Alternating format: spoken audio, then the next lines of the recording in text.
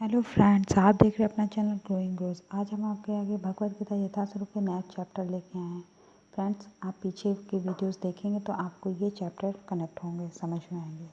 चलिए शुरू करते हैं। द्वारा किया जाता है। जीव का संबंध परा प्रकृति से है, जैसा कि 7वें अध्याय से स्पष्ट होगा। यद्यपि शक्ति तथा शक्तिमान में कोई अंतर नहीं है, किंतु शक्तिमान को परम माना जाता है और शक्ति या प्रकृति को गौण। अतः सारे जीव उसी तरह परमेश्वर के सदैव अधीन रहते हैं, जिस तरह सेवक स्वामी के या शिष्य गुरु के अधीन रहता है। ज्ञानावस्था में ऐसे स्पष्ट ज्ञान को समझ पाना असंभव है। अतः ऐसे अज्ञान को दूर करने के लिए सदा सर्वदा के लिए जीवों को प्रबुद्ध करने हेतु भगवान भगवद गीता का उपदेश देते हैं। जो सारे शरीर में व्याप्त है, उसे ही तुम अविनाशी समझो।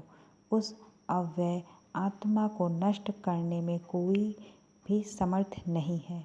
इस श्लोक में संपूर्ण शरीर में व्याप्त आत्मा की प्रकृति का अधिक स्पष्ट वर्णन हुआ है। सभी लोग समझते हैं कि जो सारे शरीर में व्याप्त है वह चेतना है।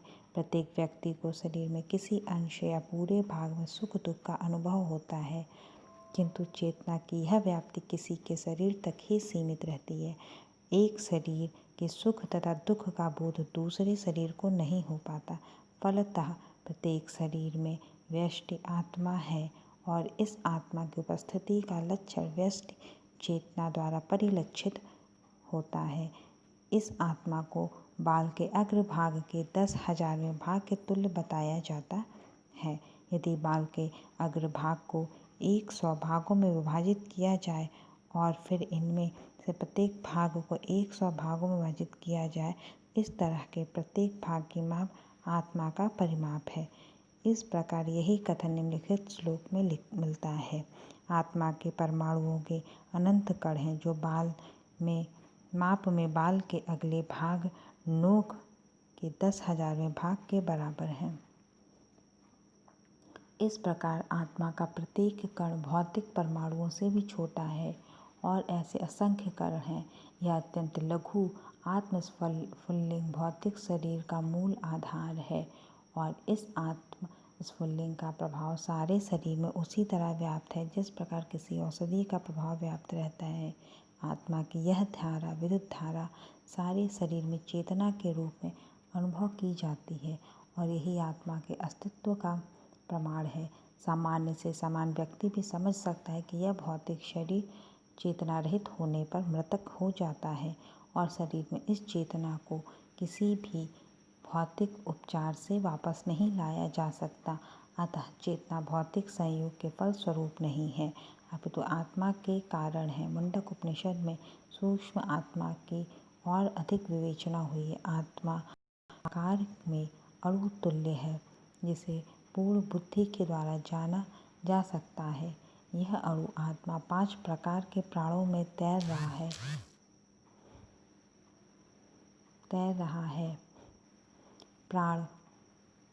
प्राण अपान व्यान समान तथा उदान। यह हृदय के भीतर स्थित है और देहधारी जीव के पूरे शरीर में अपने प्रभाव का विस्तार करता है। जब आत्मा को 5 वायुओं के कल्पमस से शुद्ध कर लिया जाता है तो इसका आध्यात्मिक प्रभाव प्रकट होता है।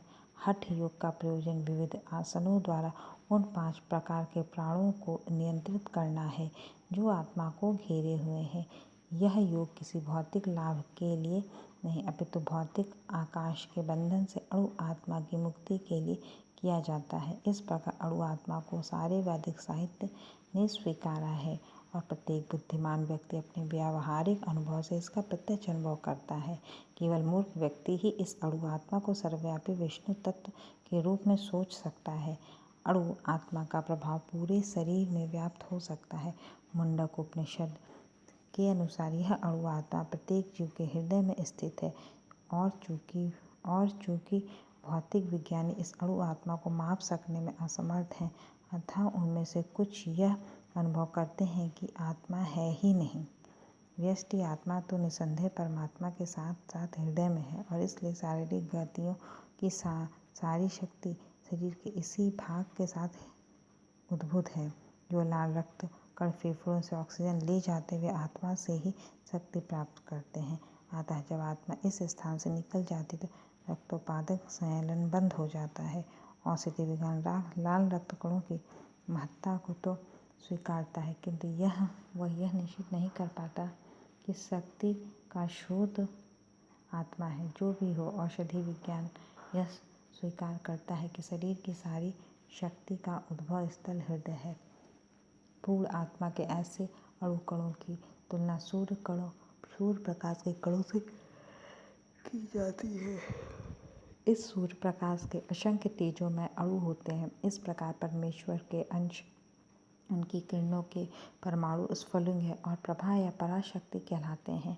अतः चाहे कोई वैदिक ज्ञान का अनुगामी हो या आधुनिक विज्ञान का, वह शरीर में आत्मा के अस्तित्व को नकार नहीं सकता। भगवान ने स्वयं भगवद गीता में आत्मा के इस विज्ञान का विशद वर्णन किया है। अविनाशी, अप्रमेय तथा शाश्वत जीव के भौतिक शरीर का अंत आवश्यक है। अतः हे भरतवंशी, युद्ध करो। तात्पर्य, भौतिक शरीर स्वभाव से नाशवान है। यह तत्क्षण नष्ट हो सकता है और 100 वर्ष बाद भी यह केवल समय की बात है। इसे अंत काल तक बनाए रखने की कोई संभावना नहीं है। किंतु आत्मा इतना सूक्ष्म है कि इसे शत्रु देख भी नहीं सकता, मारना तो दूर रहा।